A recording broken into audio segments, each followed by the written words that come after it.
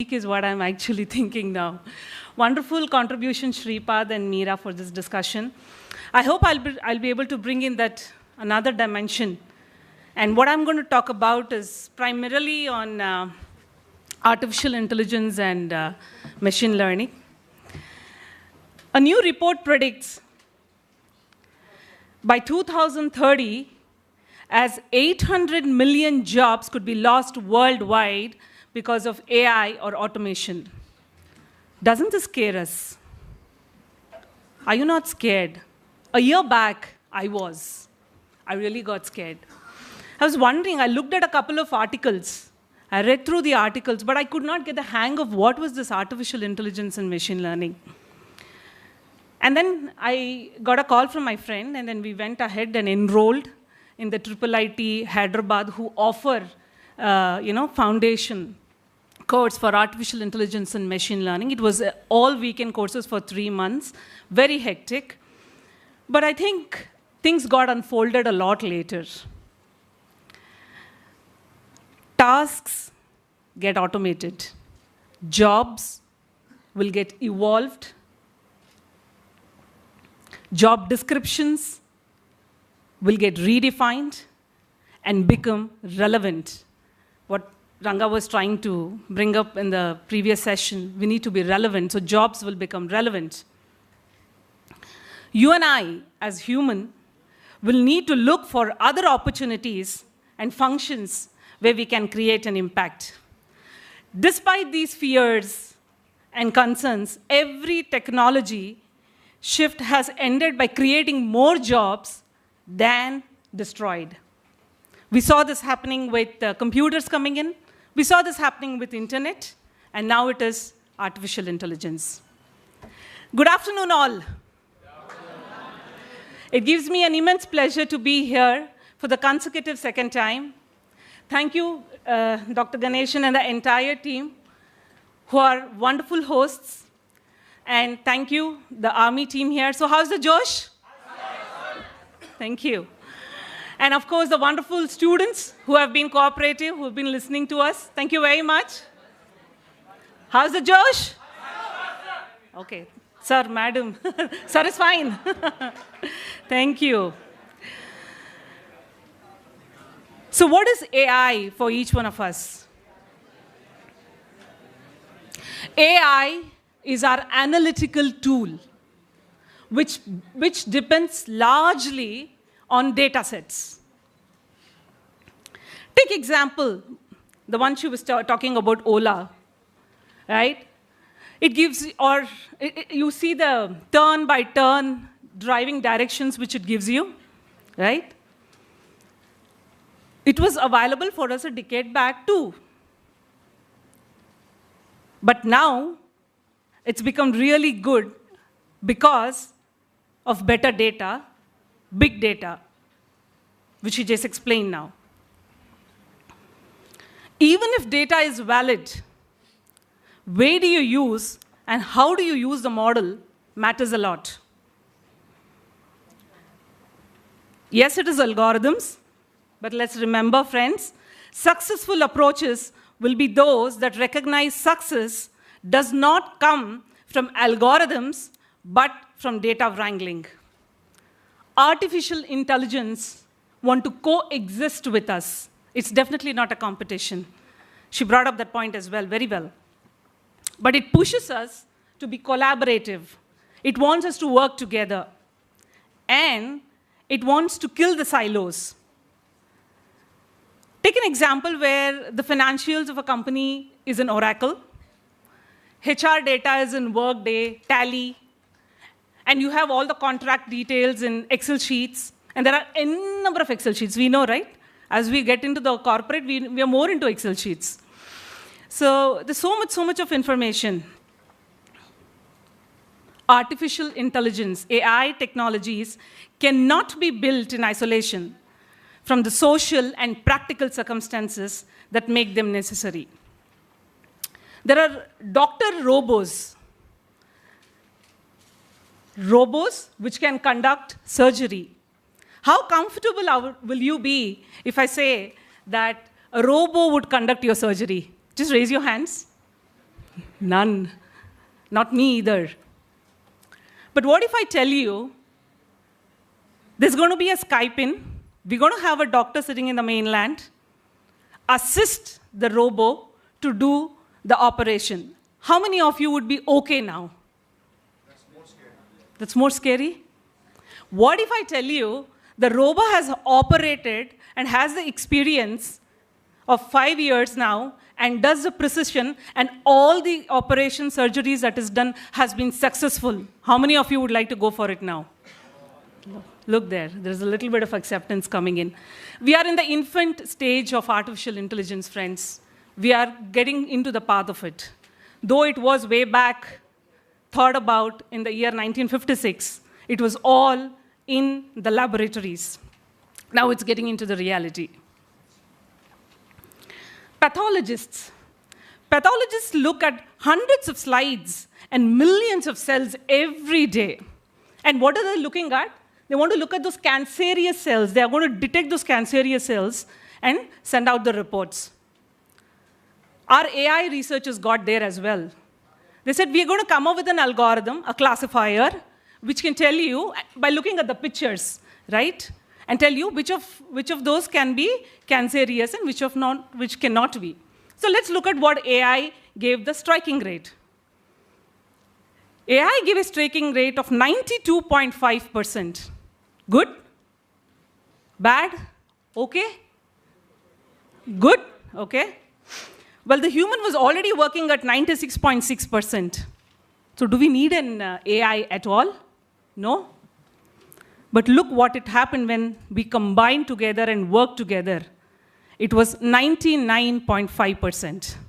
This is exactly what we need to do. If there is something which can be repeatable, take help. I am here is what artificial intelligence is telling you. Take help, get better, and improve our productivity, efficiency, and optimize. Well, something for the professors as well. I know how much of time it goes in grading, lecture students, etc. So artificial intelligence is getting there too. It's going to help you in grading the students over the period of time. It's not there, but it'll get there. But look at the time that it will give you to talk and interact with your students. Do some studies and get better, to give more information to your own students. AI is going to help us through and through. They want to coexist. Artificial intelligence is an assistant.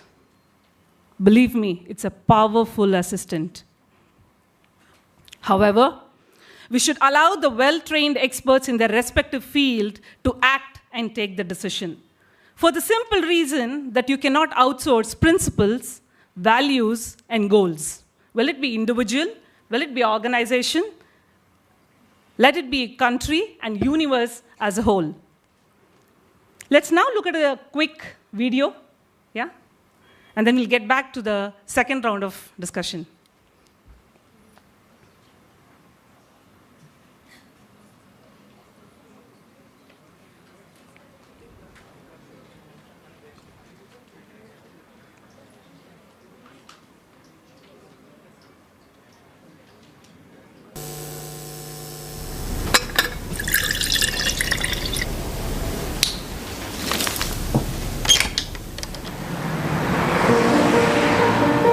I'm Saqib Sheikh.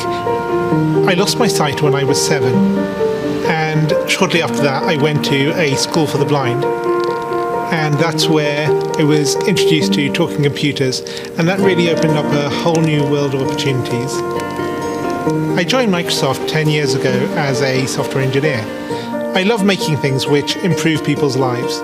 And one of the things I've always dreamt of since I was at university was this idea of something that could tell you at any moment what's going on around you.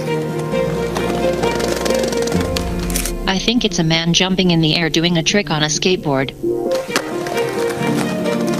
I teamed up with like-minded engineers to make an app which lets you know who and what is around you. It's based on top of the Microsoft Intelligence APIs, which makes it so much easier to make this kind of thing. The app runs on smartphones, but also on the Pivot Head smart glasses. When you're talking to a bigger group, sometimes you can talk and there's no response and you think, is everyone listening really well or are they half asleep? And you never know.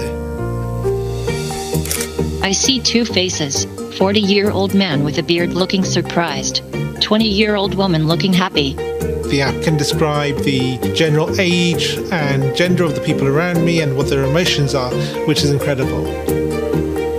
One of the things that's most useful about the app is the ability to read out text. Hello, good afternoon. Here's your menu. Great, thank you. I can use the app on my phone to take a picture of the menu, and it's going to guide me on how to take that correct photo. Move camera to the bottom right and away from the document. And then it'll recognize the text. Read me the headings. I see appetizers, salads, paninis, pizzas, pastas. Years ago, this was science fiction. I never thought it would be something that you could actually do, but artificial intelligence is improving at an ever faster rate, and I'm really excited to see where we can take this. As engineers, we're always standing on the shoulders of giants, building on top of what went before. And in this case, we've taken years of research from Microsoft Research to pull this off. I think it's a young girl throwing an orange frisbee in the park. For me, it's about taking that far-off dream and building it one step at a time. I think this is just the beginning. Thank you.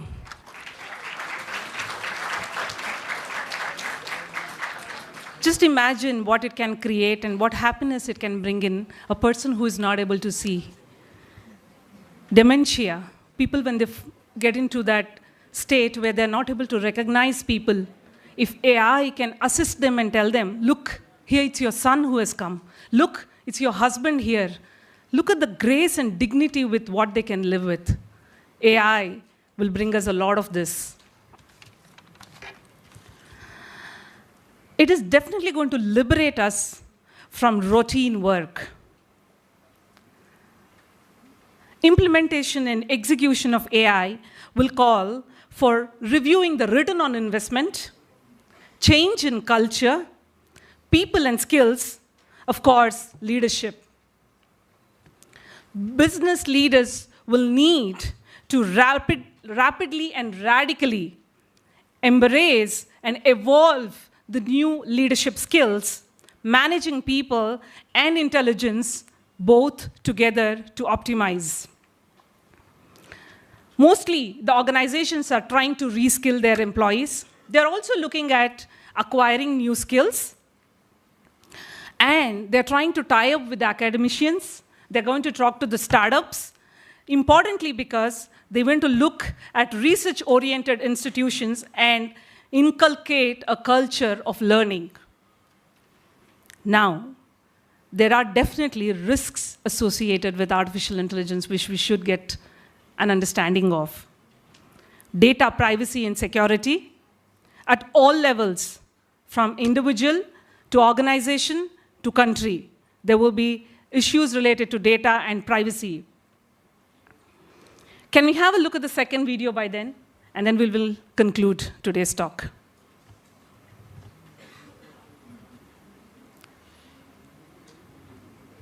While the video is coming in, we need to look at the policy-driven behaviors. And that's where organization and country will play a very, very, very important role.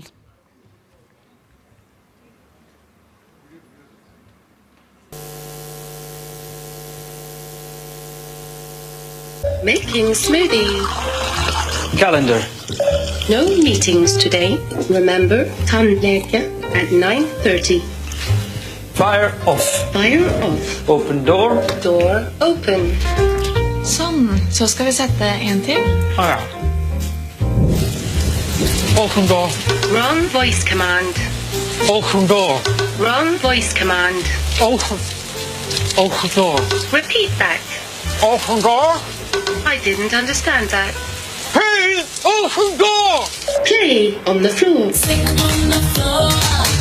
Get on the floor. Open the door. Wrong voice command. Error. Hey there. With a rock. Open door. Open door. Open door. Open door. Higher volume. Higher. Higher.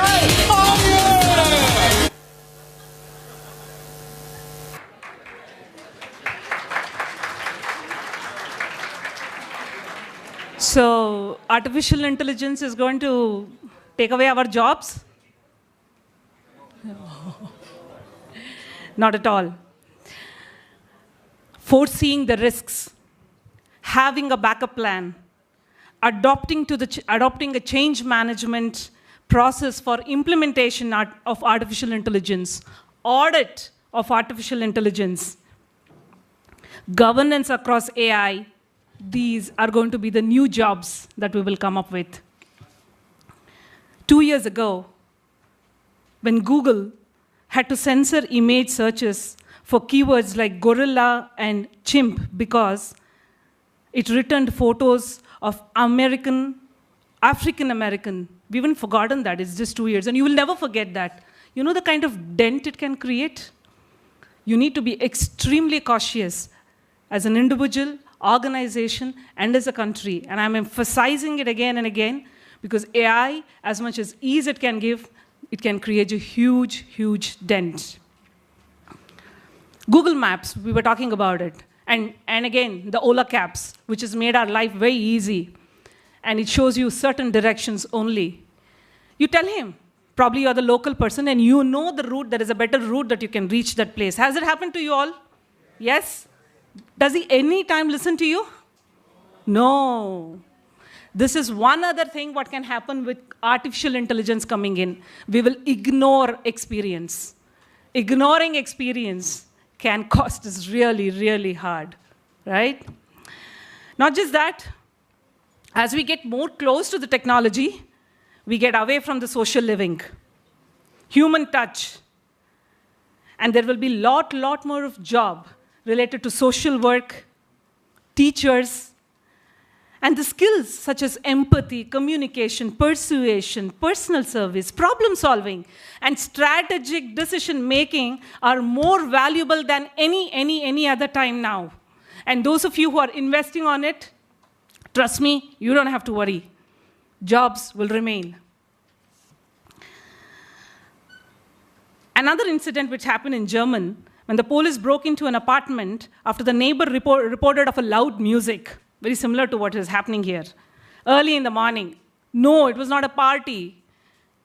Amazon Echo randomly blasting music when the resident was out.